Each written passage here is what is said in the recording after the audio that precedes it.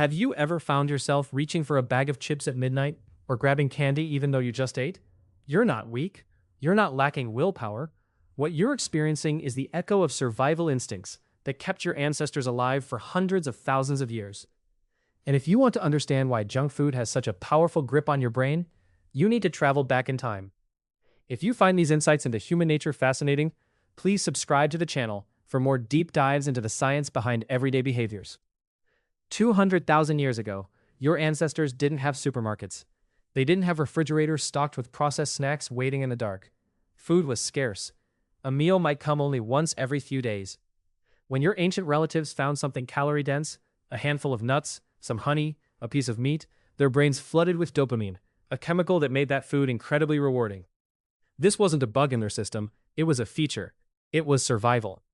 Back then, the ability to crave and consume high-calorie foods whenever you encountered them was a superpower. Your brain learned to say yes to every opportunity because there might not be another opportunity tomorrow.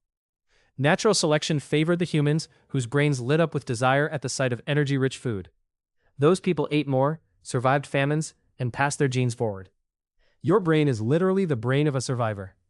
But here's where the ancient design meets modern disaster. Evolution moves slowly. Your brain hasn't changed much in the last 10,000 years, but your environment has transformed completely. Today, high-calorie, salt-laden, sugar-packed foods surround you constantly. They're designed by food scientists in laboratories to trigger the exact same reward pathways that kept your ancestors alive. These foods activate your dopamine system more intensely than almost anything in nature ever could. Consider salt. In the ancient world, salt was precious. Your body needs sodium to survive, and finding it was rare. When your ancestors tasted salt, their brains celebrated. Salt meant survival. Today, food manufacturers pack salt into everything: chips, bread, processed meats, sauces, because they know your ancient brain can't resist it. Your dopamine system fires the moment you taste it. The craving feels primal because it is primal. Sugar tells a similar story. In nature, ripe fruit contains sugar, and it's hard to find. When your ancestors discovered a berry bush or a cache of honey, they ate as much as they could, because that energy was precious and unpredictable. Sugar triggered massive dopamine release. Your brain learned to hunt for it obsessively. Now, sugar is everywhere, in soda, candy, cereal, yogurt, and drinks. You can consume more sugar in one sitting than your great-great-grandmother ate in an entire year. The dopamine system is the key to understanding this all. This isn't about taste preference. This is about neurobiology. When you eat junk food, dopamine floods the nucleus accumbens, a region of your brain associated with reward and pleasure. But here's the crucial part. Your brain adapts.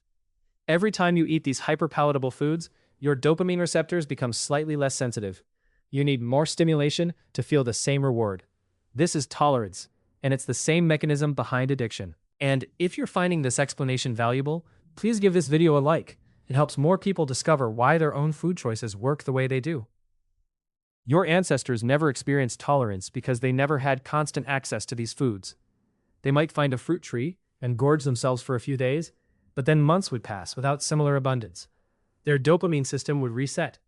Your system never gets to reset. You're living in a state of constant low-level dopamine stimulation from processed foods, which means you crave more, seek out more, and consume more. Fast food restaurants and snack manufacturers understand this science better than most people understand their own hunger. They engineer foods to hit the bliss point, the exact combination of salt, sugar, and fat that triggers maximum dopamine release while remaining just short of triggering satiety. In other words, they design foods that your brain's reward system loves, but that don't make you feel full.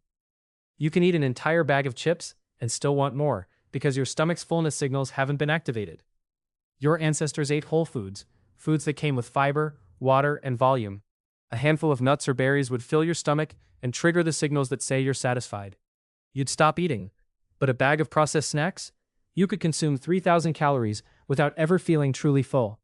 Your ancient satiety signals are still operating, but they're being outpaced by foods that bypass them entirely. There's also the role of habit. Your brain loves patterns and efficiency. When you repeatedly eat junk food in certain situations, stressed at your desk, watching television late at night, after work, your brain begins to encode these as habits. The hippocampus and basal ganglia create automatic associations. Eventually, you don't even consciously decide to eat. You find yourself reaching for snacks because the context triggered the habit loop. Your ancient brain once used this habit-forming ability to remember where food sources were located. Now it's remembering where your kitchen is and how good chips taste. The biochemistry doesn't stop at dopamine. Junk foods high in fat and sugar also trigger the release of opioids in your brain. Endogenous opioids, your body's natural pain-relieving chemicals. This compounds the reward sensation. You're not just getting a dopamine hit, you're getting a full reward experience that mimics the effects of powerful drugs. Your ancient brain finds this deeply compelling because evolutionarily, foods that activated opioid systems were rare and valuable. Leptin is another player in this ancient game. Leptin is a hormone released by your fat cells that signals fullness to your brain. But here's the problem. When you consume highly processed foods regularly, your brain can develop leptin resistance. Your brain stops hearing the satiety signal clearly.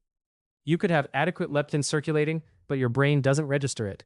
You feel hungry, even when your body has enough energy stored. This is particularly cruel because it hijacks one of your most fundamental survival mechanisms, the ability to know when you've eaten enough. Ghrelin, the hunger hormone, also gets disrupted. Normally, ghrelin rises when your stomach is empty and signals hunger. It falls after eating. But refined carbohydrates and sugary foods cause unstable ghrelin patterns. Ghrelin spikes correspondingly. You feel ravenous an hour after eating a donut because your hormonal system is whiplashed by the processed food's effect on your metabolism. Your ancient ancestors never experienced these blood sugar roller coasters, so your body has no evolutionary defense against them. Stress amplifies all of this. When you're stressed, your body releases cortisol, a hormone that evolved to help you survive immediate threats. Cortisol increases appetite, particularly for high-calorie, high-fat, high-sugar foods. Why? Because in the ancient world, stress meant danger, and your body's survival strategy was to eat as much as possible. Maybe tomorrow you'd be the danger's victim. You might as well have fuel stored. That same system is still running in your body today.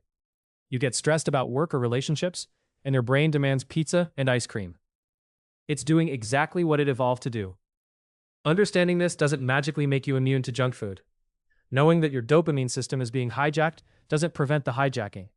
But it does shift how you think about your own choices. You're not failing because you lack willpower.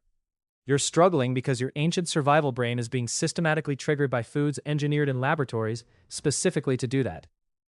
You're fighting millions of years of evolution and billions of dollars of food science research. The playing field is not level.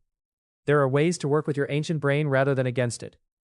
Keeping junk food out of your home reduces habit triggers and makes the default choice healthier.